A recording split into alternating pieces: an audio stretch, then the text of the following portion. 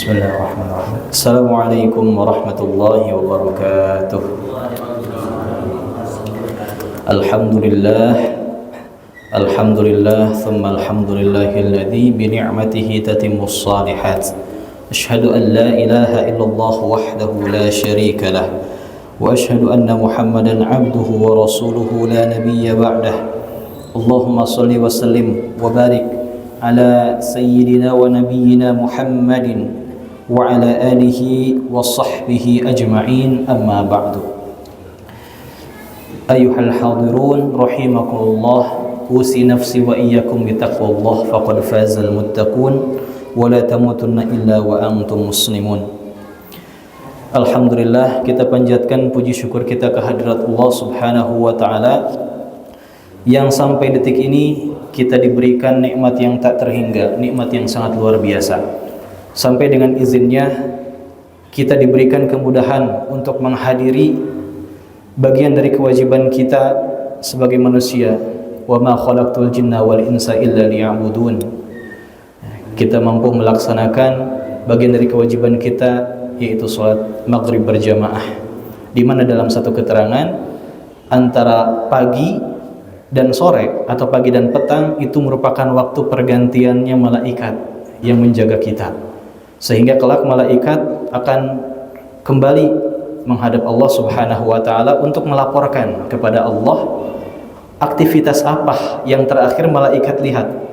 Kita tahu Allah Subhanahu wa taala Maha tahu tentang aktivitas kita, dan Allah menghendaki malaikat untuk mengemban tugas itu, melaporkan apa aktivitas terakhir kita di sore hari. Malaikat melapor, dan malaikat akan menyampaikan aktivitas terakhir kita adalah melaksanakan sholat berjamaah. Bagi yang sholat, ada juga yang dilaporkan mungkin aktivitas terakhirnya sedang main futsal atau sedang kampanye dan seterusnya. Allahu a'lam. Dan alhamdulillah kita diberikan nikmat oleh Allah mampu melaksanakan kewajiban kita yang kedua, yaitu thalabul ilmi, ya, menuntut ilmu. Dan di antara jaminan yang Allah berikan kepada para penuntut ilmu yang hadir di majelis ilmu, Allah berikan naungan berupa ketenangan dalam hati kita. Makanya gak heran kalau kita hadir di majelis ilmu hati kita tenang, saking tenangnya terlelap tidur. Nah, itu jaminan dari Allah Subhanahu wa taala. Gak heran ya. Nah, ya. Itu nikmat dari Allah Subhanahu wa taala. Alhamdulillah, ma'asyiral muslimin rahimakumullah. Kita panjatkan salawat dan salam kepada Nabi sallallahu alaihi wasallam atas perjuangan yang Nabi sallallahu alaihi wasallam lakukan. Kita mampu menikmati akidah yang lurus, sunnah-sunnah yang indah yang bisa kita nikmati dan kita amalkan dalam setiap hari kita.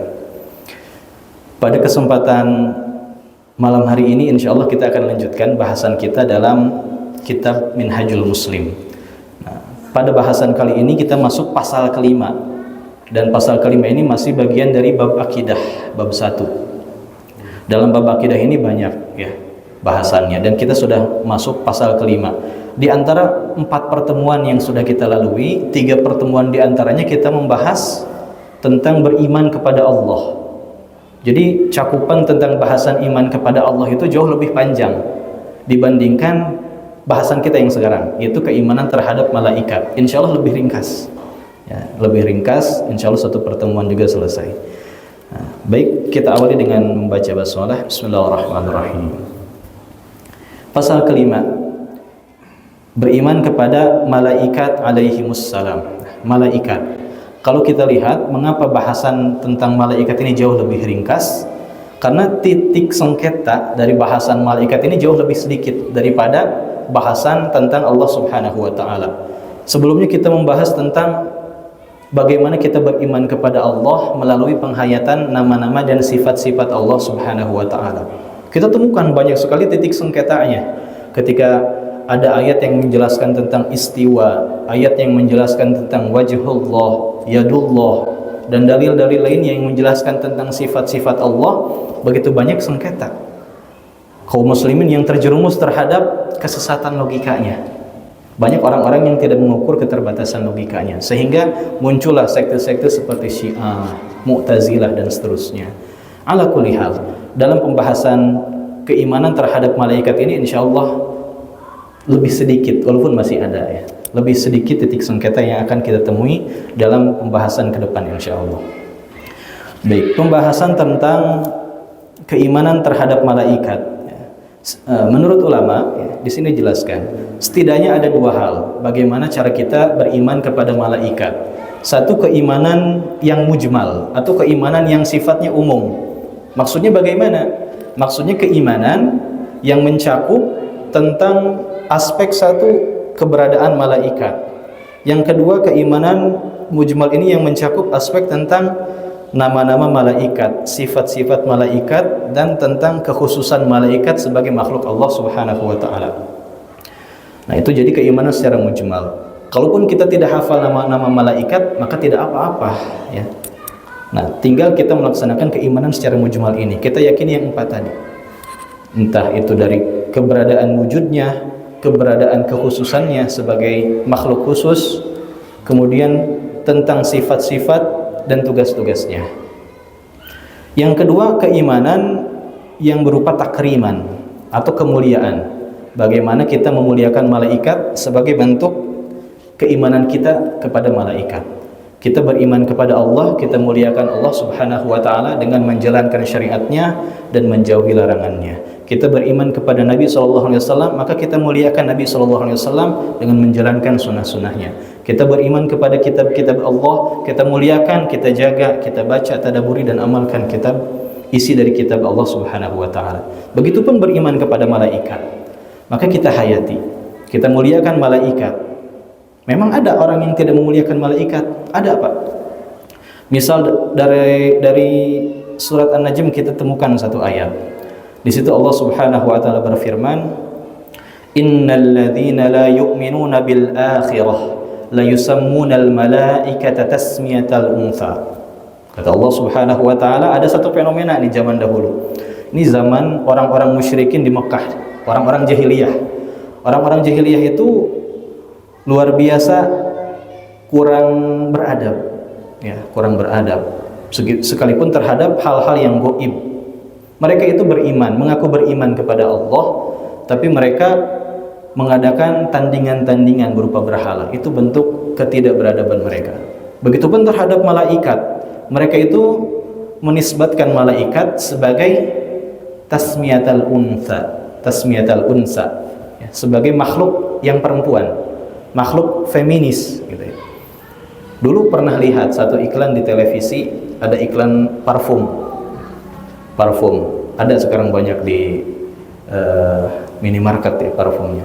Itu ada digambarkan malaikat turun dari langit, terbang, ada sayapnya, tapi perempuan yang pakai baju nggak pantas gitu ya.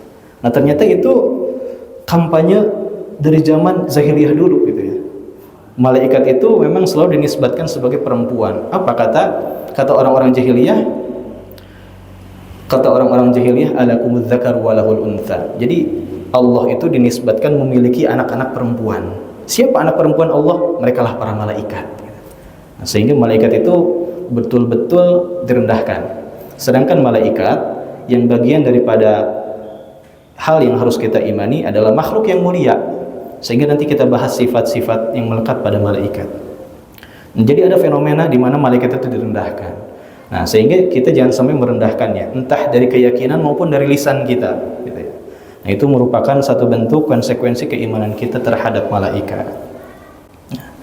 Kemudian keimanan terhadap malaikat ini dalam rukun iman yang jumlahnya berapa?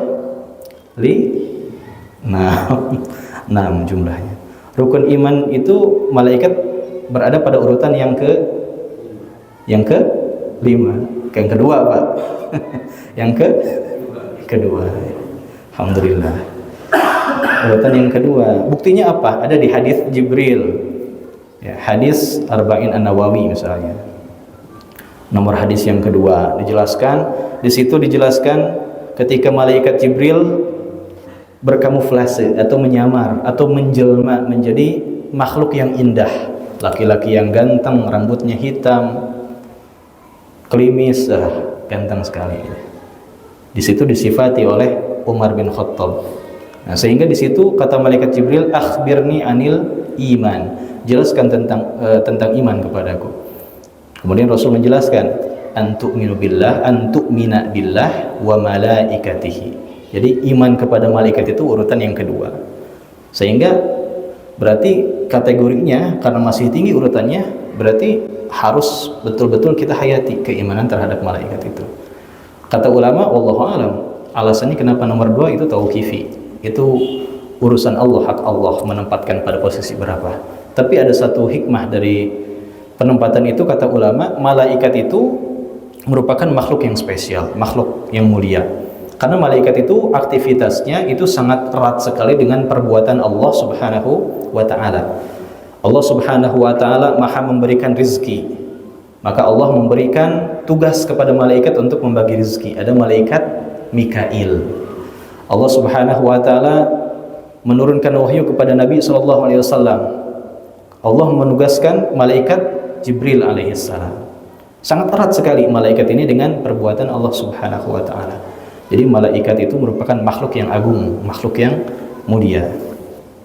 Nah, sehingga nanti akan dihadirkan dalil-dalil untuk melengkapi keyakinan kita terhadap malaikat Allah Subhanahu wa taala. Baik, malaikat itu kalau kita lihat secara definisi itu berasal dari kata ukulah, ya, al-ukulah. Dari kata alaka. Apa artinya? Ulukah itu artinya ar-risalah atau ar-rusul, utusan, ya. Malaikat itu berarti utusan. Utusan siapa? Utusan Allah Subhanahu wa taala. Sehingga setiap malaikat itu diutus oleh Allah Subhanahu wa taala dengan tugasnya masing-masing. Apa tugasnya malaikat? Dalam Al-Qur'an dijelaskan tugas malaikat itu yusabbihun. Mereka bertasbih, menyembah Allah Subhanahu wa taala, memuji Allah Subhanahu wa taala. Ada yang memuji Allah di gunung, ada yang di langit, ada yang di lautan, dan seterusnya. Intinya tugas malaikat itu seluruhnya adalah beribadah, memuji Allah Subhanahu wa taala, bertasbih. Nah, kemudian ada juga malaikat-malaikat yang dikhususkan oleh Allah. Kita sering mendengarnya sebagai malaikatul muqarrabun, ya, atau malaikat muqarrabin, malaikat-malaikat terpilih. Seperti halnya kita kalangan manusia, di antara kita ada orang-orang yang terpilih. Sehingga kita tahu ada 25 nabi dan rasul misalnya. Para nabi, para rasul itu adalah orang-orang terpilih. Begitupun di kalangan malaikat. Ada malaikat-malaikat yang Allah pilih mengemban tugas khusus lainnya. Di samping bertasbih kepada Allah, ada tugas lain yang disematkan kepada malaikatnya. Sehingga nanti ada malaikat yang mengatur rezeki, menurunkan hujan, mencabut nyawa, dan seterusnya. Nah, itu malaikat-malaikat yang Allah pilih. Memangnya jumlah malaikat berapa? Ada yang tahu jumlah malaikat? Ya, Allah alam. Gak ada yang tahu ya. Jumlah malaikat itu Allah alam, hanya Allah Subhanahu wa taala yang tahu. Bahkan dikatakan dalam suatu riwayat Al-Baitul Ma'mur. Baitul Ma'mur, satu tempat yang pernah Allah jadikan sumpah dalam surat At-Tur. Kemudian satu tempat yang terkenal ketika peristiwa Mi'rajnya Nabi SAW ke Sidratul Muntaha. Ada satu tempat namanya Baitul Ma'mur. Dalam suatu riwayat dijelaskan, riwayat As-So'ah. Baitul Ma'mur itu satu tempat yang sering didatangi malaikat setiap harinya. Berapa malaikat yang masuk kepada Baitul Ma'mur itu? 70.000. 70.000 malaikat setiap hari masuk ke Baitul Ma'mur. Wala yarjun, dan mereka tidak keluar lagi dari Baitul Ma'mur. Udah masuk 70.000 setiap hari, masuk. Besoknya masuk lagi 70.000. Gak ada yang keluar lagi. Kalau itu berlaku dari mulai zaman Nabi Adam sampai detik ini, wallahu a'lam, tidak terhingga jumlahnya. Hanya Allah Subhanahu wa taala yang tahu. Itu dari satu tempat. Belum lagi malaikat-malaikat yang Allah tugaskan pada tempat-tempat lainnya. Jadi berkaitan dengan jumlah itu wallahu a'lam, hanya Allah Subhanahu wa taala yang tahu. Nah, sehingga patut kita tekankan keimanan kita bahwa malaikat itu benar adanya secara wujud, ya. Memang ada orang-orang yang menentang malaikat, bahwa malaikat itu tidak ada. Ada banyak. Nah, di sini titik sengketa yang kedua. Ada orang-orang yang menafikan malaikat. Satu misalnya dulu pernah dengar Qadianiyah, cabangnya itu Ahmadiyah, itu menafikan malaikat, atau golongan yang lain, Allah a'lam. Ada yang menafikan malaikat. Yang saya tahu itu. Apa yang mereka katakan tentang malaikat? Mereka mengatakan bahwa malaikat itu bukan makhluk khusus. Malaikat itu hanya kiasan saja. Kiasan apa? Kiasan tentang semangat seseorang yang sedang melakukan amal soleh. Ketika kita semangat ke masjid, sholat berjamaah, ngaji, nah itu semangat kita itu disebut dengan malaikat, kata mereka. Dan mereka meyakini malaikat itu tidak ada secara jenisnya, gak ada makhluk berupa malaikat gitu. Kan kita tahu ada manusia, jin, malaikat. Nah, mereka menafikan malaikat itu dan menggantinya sebagai representasi dari semangat seseorang dalam melakukan kebaikan. Ada yang seperti itu. Ada juga orang-orang liberal, mungkin dulu pernah rame ya artikelnya orang-orang liberal. Orang liberal itu mengidentikan malaikat itu nafi atau tidak ada, dikarenakan goib, karena nggak kelihatan. Seperti orang ateis ya, menafikan zat Allah Subhanahu wa taala karena nggak ada, nggak kelihatan gitu. Tidak terbukti secara ilmiah. Sekarang yang lagi ramai-ramai ilmiah. Nah, saat itu orang-orang liberal ya meyakini, ya Allah a'lam mungkin sekarang ya, meyakini malaikat itu tidak ada karena tidak bisa dibuktikan secara ilmiah, tidak kelihatan. Nah, sehingga mereka juga mentakwil segala hal-hal yang gaib. Dajjal mereka takwil, mereka tafsirkan. Dajjal itu kita yakini, Dajjal itu adalah makhluk khusus berupa jelmaan, memang ada makhluknya gitu, bisa dicubit. Kata orang-orang liberal, Dajjal itu adalah bentuk hegemoni Barat terhadap Islam. Jadi ketika Barat berusaha untuk menandingi Islam dalam satu bidang, teknologi, peradaban dan seterusnya, itu merupakan Dajjal kata mereka. Dan Dajjal secara makhluk khusus nanti akan datang di hari kiamat, itu gak ada. Nah itu ketika Ketika akal tidak dibatasi, sedangkan akal itu sifatnya terbatas. Kayak kita mau ngangkat mejanya berat, gak bisa diangkat sendiri, kita paksakan, yang ada turun berok, yang ada kita ngejungkel gitu. Begitupun akal. Hal-hal yang sifatnya gaib jangan sampai kita paksakan dengan akal kita. Nah, disinilah bentuk keimanan itu harus punya konsekuensi. Kita harus belajar iman dengan sangat baik untuk menyempurnakan segala amal kita. Nah, kemudian di sini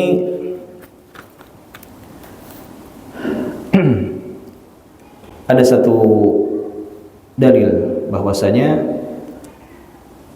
Nabi Isa alaihissalam, ini dalam surat An-Nisa, Nabi Isa alaihissalam sekali-kali tidak enggan menjadi hamba bagi Allah, tidak pula menjadi malaikat terdekat Allah. Nah, kalau kita lihat tafsir dari An-Nisa ayat 172 ini banyak sekali orang-orang yang menafikan Nabi Isa, begitupun malaikat. Jadi rentan.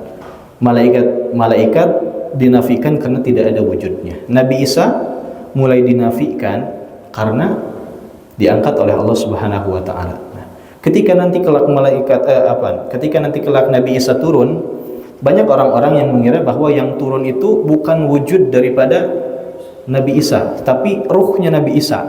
Nah, ada orang-orang yang berkeyakinan seperti itu. Nabi Isa kelak akan turun berupa ruhnya saja, kemudian masuk kepada jasad seseorang yang ada di muka bumi ini secara random, entah siapa. Kemudian orang itu akan memiliki perangai yang sama seperti Nabi Isa, sifatnya sama, kepemimpinannya, wawasannya dan seterusnya. Kemudian dia akan menyatu dengan Imam Mahdi dan seterusnya. Nah, ini salah satu bentuk penyimpangan juga dalam pemikiran. Nah, sehingga patut kita lengkapi dengan dalil-dalil lainnya. Nah, baik, sekarang kita lanjut. Di sini juga dijelaskan tentang dalil akan wujudnya malaikat. Atas izin Allah Subhanahu wa taala, malaikat itu bisa menjelma menjadi apapun, menjadi hewan yang menjadi makhluk yang terpuji, menjadi makhluk yang indah. Misalnya seperti hadis tadi, ketika malaikat Jibril menjelma menjadi seorang laki-laki yang sangat tampan, syadidus sawadi sya'r, rambutnya sangat hitam, kemudian berbicara dengan Nabi SAW. Nah, berarti malaikat itu memang nyata adanya, karena dia bisa menjelma menjadi makhluk lain atas izin Allah Subhanahu wa Ta'ala. Selain itu, apakah ada bukti bahwa malaikat itu ada secara wujud aslinya? Ada. Dalam riwayat lain, Nabi SAW pernah berjumpa dengan malaikat Jibril secara nyata. Nah, jadi kalau kita ingin mengakses informasi-informasi gaib, maka satu sumbernya harus dari Nabi SAW. Jangan dari yang lain, karena yang punya akses terhadap itu Nabi aja. Gitu. Jangan kita mengada-ngada. Nah, sehingga Nabi SAW pernah berjumpa dengan malaikat Jibril atau melihat malaikat Jibril secara wujud aslinya itu sebanyak 2 kali dalam riwayat. Satu ketika kapan? Ketika Nabi SAW mendapatkan wahyu pertama kali di mana?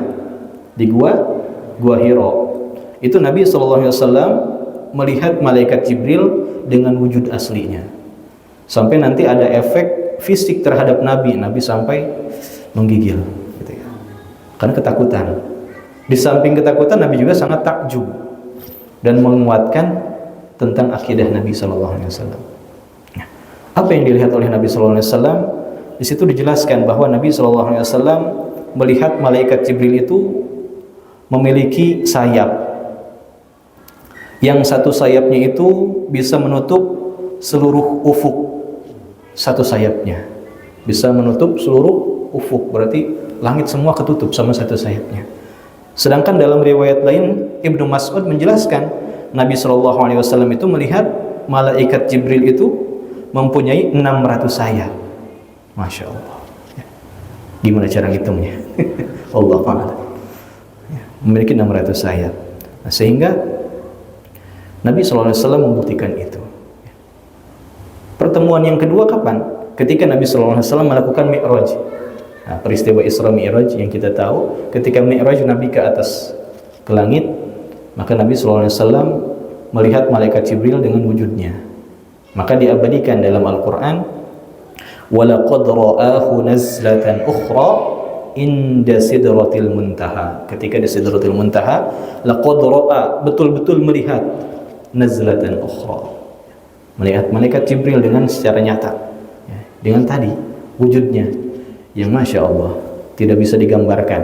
Nah, sehingga bentuk adab kita dalam mengimani secara memuliakan tadi, jangan sampai kita mengada-ngada, mengimajinasikan, menggambarkan, wah, 600 sayap gimana kita gambar, imajinasikan, jangan sampai ya.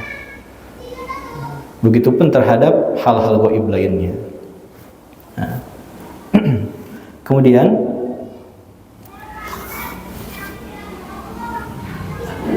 Allah Subhanahu wa Ta'ala dalam riwayat lain, dalam riwayat hadis yang disampaikan oleh Sayyidah Aisyah radhiyallahu anha, khalaqal malaikata min nur wa khalaqal janna min marij min nar wa khalaqa Adam mimma wasafa lakum. Tentang bagaimana malaikat itu diciptakan. Di sini dijelaskan oleh Nabi SAW bahwa malaikat itu diciptakan dari cahaya. Bukan berarti malaikat itu berbentuk cahaya, tapi bahan dasarnya itu cahaya. Cahaya apa? Wallahu a'lam. Cahaya dari mana? Wallahu a'lam. Hanya Allah yang tahu. Karena kalau kita lihat dari sifat-sifat malaikat, sifat malaikat itu yang melekat apa saja? Yang pertama, la ya'sunallah, dalam surat At-Tahrim.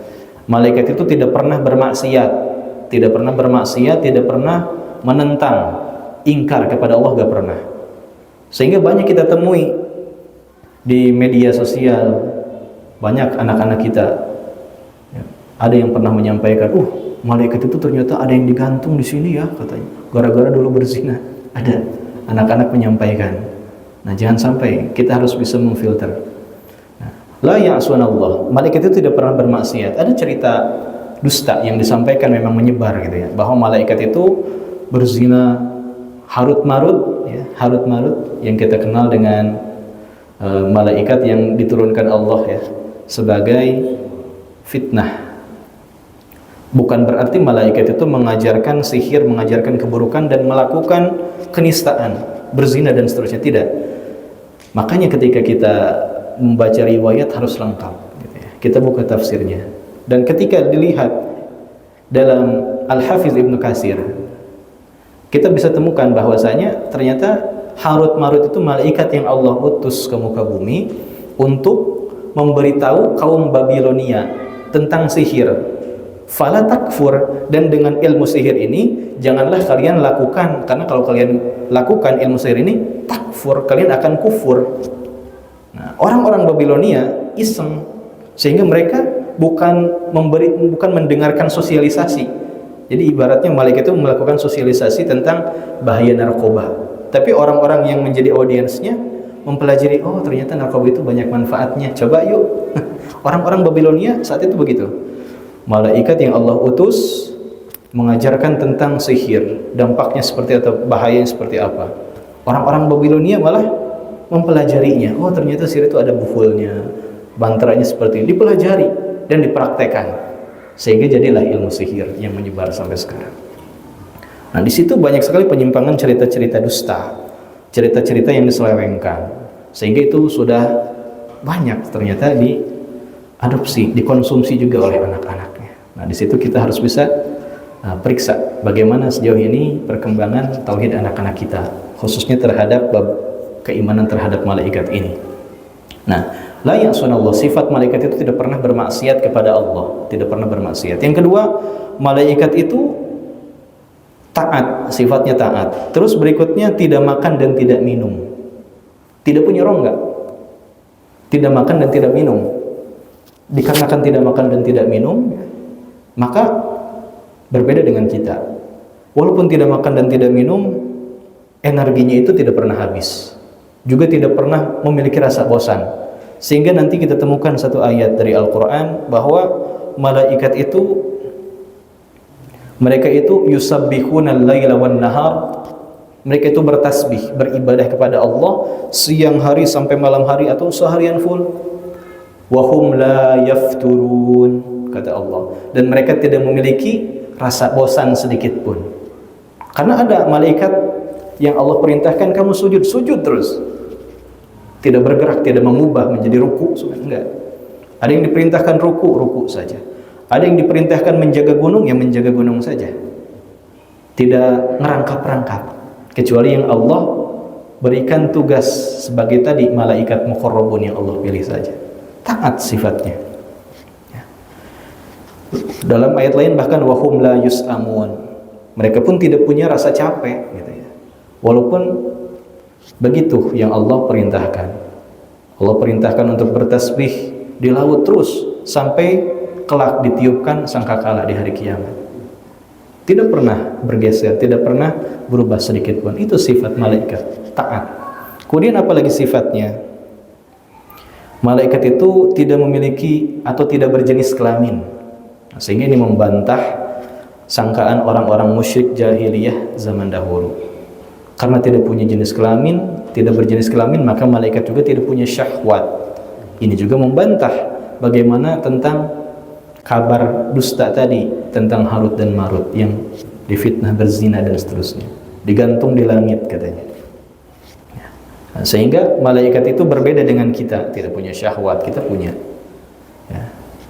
Kemudian malaikat juga disifati giladun syidad, ketika diberikan tugas oleh Allah sangat amanah, sangat taat. Bahkan ketika disuruh galak, giladun syidad, galaknya itu benar-benar keras dan galak gitu. Makanya kita temukan satu riwayat ketika satu mayit ditanya di alam kubur, wah luar biasa itu.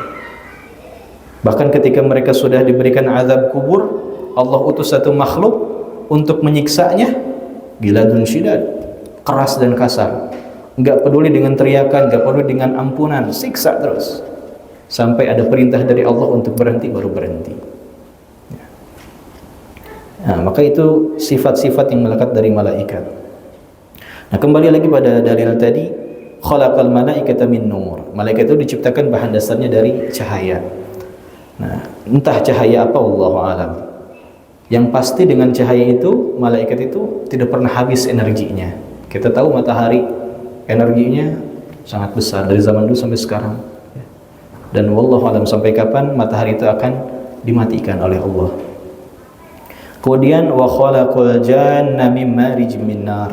Bahkan ini pun dipertegas di surat Ar-Rahman, ya, bahwa jin itu diciptakannya dari api. Nah, dalam satu tafsir kita temui bahwasanya mim marijim min nar am min lahabin min nar. Api yang dimaksud itu, yang menciptakan jin itu dari juluran lidah api yang menyala. Kalau kita lihat api yang besar, itu ada lidahnya di ujung apinya. Lidah yang paling ujung yang kelihatannya terbang, terpisah. Ada api menjalar ke atas, ada api yang terbang, terpisah dari api yang masih menyala di bawah. Itu melahirkan jin. Nah itu, dari juluran api. Makanya api itu sifatnya seperti itu, ya, kemana-mana menjulur, punya lidah. Makanya neraka juga disifati seperti itu. Kita tahu dalam surat Al-Mulk yang sering kita baca sebelum tidur, ya. Masya Allah, Pak Ipan istiqomah. Masya Allah. Neraka itu disifati seperti apa oleh Allah? Takadu tamayyazu minal ghayr. Neraka itu disifati sukanya main caplok aja. Ibaratnya ada satu hewan sudah dikandangin tapi maksa pengen keluar, itu neraka. Dia itu sudah punya tempat, satu tempat, dikandangin di tempat, tapi apinya kemana-mana pengen nyaplok, sampai-sampai membuat para calon penghuninya itu kena mental gitu. Belum masuk neraka aja udah ditakut-takutin sama apinya yang menjalar kemana-mana. Itu peristiwa yang akan dirasakan nanti di yaumil akhirah, di hari akhirat, ya. Takadu tamayyazu minal ghayr. Saking marahnya itu neraka pada itu calon penghuninya. Kemudian wa khalaqa Adam mimma wasafa lakum. Dan Bani Adam, kita manusia, diciptakan dari mimma wasafa lakum, yaitu dari tanah yang hitam atau lumpur hitam. Nah, kemudian sekarang masuk pada penekanan konsekuensinya. Singkat saja, ada 4 konsekuensi ketika kita beriman kepada malaikat. Ingat 4 hal saja. 1, kita imani wujudnya, bahwasanya malaikat itu benar adanya, dia punya wujud khusus, merupakan salah satu jenis makhluk yang Allah ciptakan. Manusia, jin merupakan makhluk khusus yang Allah ciptakan jenisnya. Malaikat jenisnya berbeda dengan manusia dan jin, dan dia itu benar-benar ada, gitu. Kita imani keberadaannya tanpa ragu. Bahkan untuk menguatkan kita buka saja surat Fatir ayat 1. Kata Allah Subhanahu wa taala, alhamdulillahi fatiris samawati wal ardi ja'ilil malaikati rusula. Allah Subhanahu wa taala menjadikan malaikat rusula, malaikat sebagai utusan. Bukti bahwa malaikat itu wujudnya benar-benar ada sebagai al-ulukah, sebagai ar-rasul, sebagai utusan Allah Subhanahu wa taala. Bahkan dijelaskan oleh Al-Qadhi bin Iyad, maksud utusan di situ adalah sebagai al-wasail, media perantara dari seorang hamba kepada Allah Subhanahu wa taala.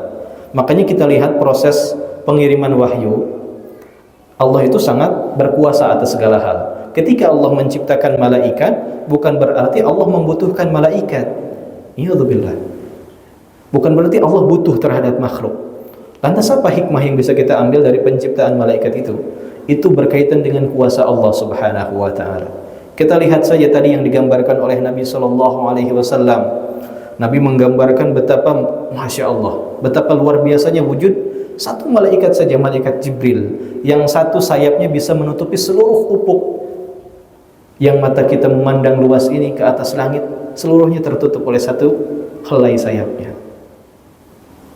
Itu bentuk kuasa Allah Subhanahu wa ta'ala. Bukan berarti Allah butuh kepada malaikat, tapi ulama mengatakan bahwa ini satu hal, satu cara bagaimana Allah mengajarkan kepada makhluknya tentang pentingnya proses. Al-Quran itu Allah bisa saja turunkan langsung kepada Nabi sallallahu alaihi wasallam, tapi Allah Subhanahu wa ta'ala menghendaki bahwa kita selaku makhluknya belajar bahwa segala sesuatu itu butuh proses. Innama amruhu idza arada syai'an ay yaqula lahu kun fayakun. Allah berkata kun fayakun, maka jadi. Satu kecap langsung jadi.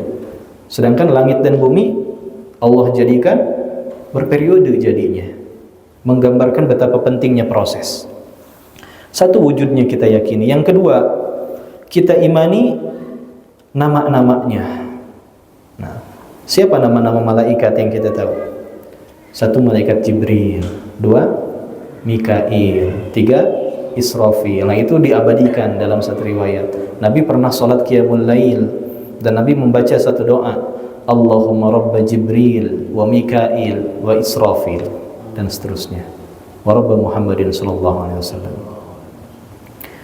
Nah, sehingga nama-nama malaikat lainnya ada yang diketahui, ada yang tidak. Adabnya bagaimana? Jangan mengada-ngada namanya. Ada beberapa golongan mungkin ya yang membuat nama-nama untuk malaikat. Misalnya malaikat apa. Selama tidak ada bukti yang menjelaskan tentang itu, maka jangan kita ikuti. Kemudian malaikat yang mencatat Raqib dan Atid, itu bukan nama secara asli, tapi nama secara fungsional, tugasnya. Raqib itu dekat, Atid itu tidak pernah ingkar, gitu ya. Catatannya itu nggak pernah salah. Kalau kita salah dikit tipek, malaikat gak mungkin, gitu ya. Gak mungkin salah, gak mungkin keliru. Nah, kemudian selain nama-namanya kita yakini juga sifat-sifatnya yang tadi, bahwa malaikat itu tidak pernah bermaksiat kepada Allah, la ya'sunallaha ma amarakum wa yaf'aluna ma yu'marun. Malaikat itu tidak pernah bermaksiat kepada Allah. Satu kali Allah perintahkan, tidak pernah ingkar, tidak pernah berubah keputusan Allah, maka malaikat itu tetap istiqomah, satu suara. Kemudian kita imani juga apa? Tugas-tugasnya. Kita imani tugas-tugas para malaikat. Tadi kita jelaskan bahwa malaikat itu secara umum tugasnya adalah bertasbih, memuji Allah Subhanahu wa taala, beribadah. Intinya tugas malaikat itu sama seperti itu, memuji Allah. Berikutnya ada tugas lain, maka itu tergantung apa yang Allah perintahkan. Setiap malaikat beda. Kalau ada yang diberikan tugas, ada yang diberikan seperti malaikat Jibril, Allah berikan tugas berupa wahyu, mengirimkan wahyu. Kalau enggak mengirimkan wahyu sekarang atau sebelumnya masa fatrah pergantian dari nabi satu ke nabi lainnya kosong, maka nabi tidak ada, malaikat Jibril tugasnya apa? Dalam satu riwayat dijelaskan pensiun. Ya, Masya Allah. Tugas tambahan malaikat Jibril itu dalam satu riwayat dijelaskan adalah yu'adzib al-qaum, mengazab kaum yang ingkar kepada para nabinya. Kalau enggak ditugaskan untuk mengirimkan wahyu, maka malaikat Jibril tugasnya adalah menghukum kaum yang ingkar. Kita tahu kisah Nabi Lut ya. Diberikan gempa, diangkat buminya ke atas, ditaplokkan lagi ke bawah. Ya, luar biasa. Itu tugas malaikat Jibril. Kemudian Nabi SAW pas hijrah ke Taif, lari ke Taif bersama Zaid, Nabi pernah ditawari, ya Rasulullah, mau gak kalau gunung ini aku lemparin aja? Semudah itu. Tapi Rasul enggak ya. Rasul enggak. Dengan kasih sayang Nabi SAW, maka Nabi tidak menghendaki kaumnya diazab, sekalipun kaumnya zalim terhadap Nabi SAW. Kemudian tugas malaikat Mikail apa?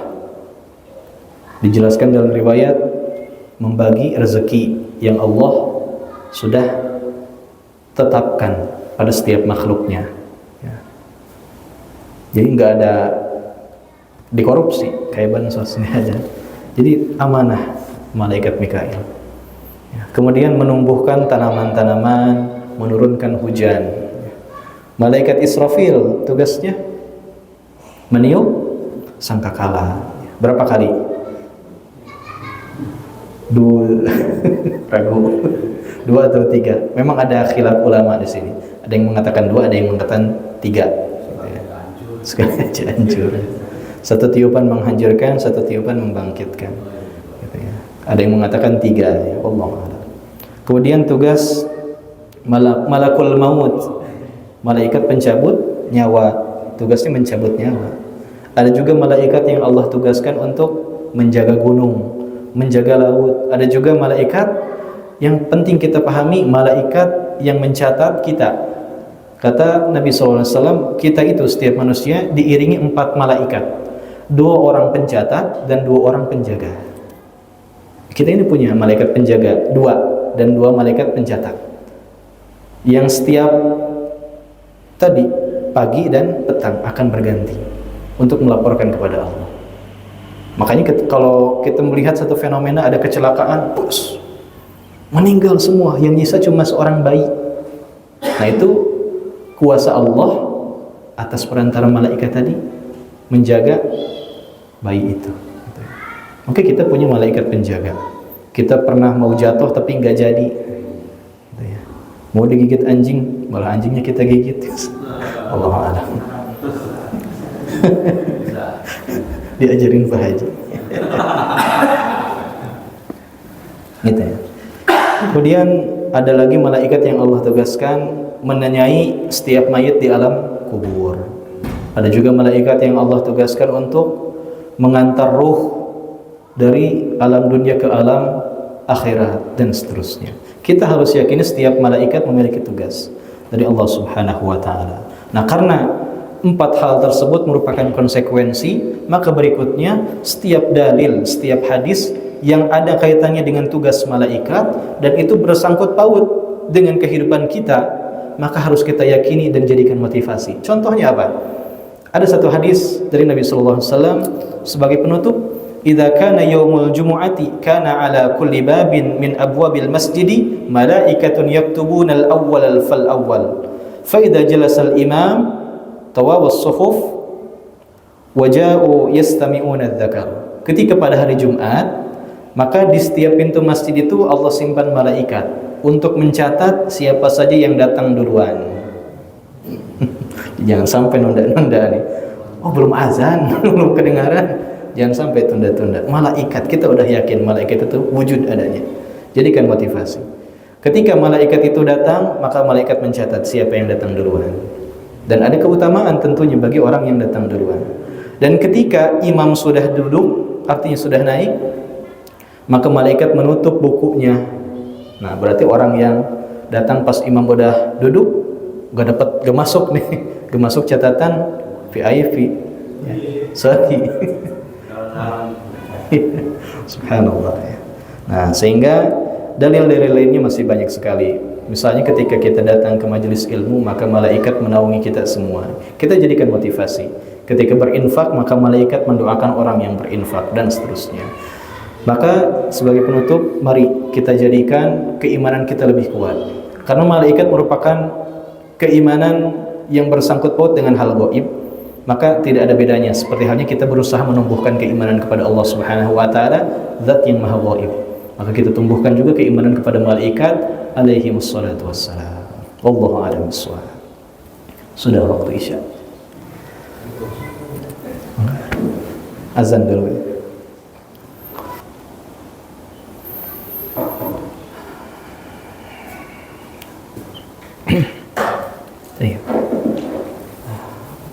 Sebelum tutup, ada pertanyaan? Tidak ada ya? Alhamdulillah. Baik, kalau tidak ada, kita akhiri dengan bersama membaca doa kafaratul majlis. Subhanakallahumma wa bihamdika asyhadu an la ilaha illa anta astaghfiruka wa atubu ilaik. Mohon maaf kekhilafannya, kekeliruannya, kalau ada yang salah, dasarnya kebodohan saya sendiri. Benarnya murni ilham dan taufik dari Allah Subhanahu wa taala. Terima kasih. Assalamualaikum warahmatullahi wabarakatuh.